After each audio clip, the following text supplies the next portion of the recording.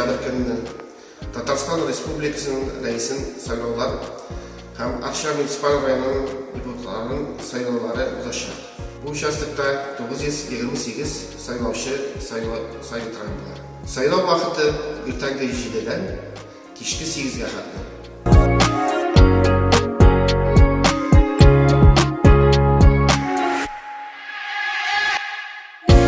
Keşal yerlerine iş alıp kiren Sentra Keşalı, Yaktekin ağlar, hem Şupan ağları sayılar birden Urken bulur deyip şanı kalırız.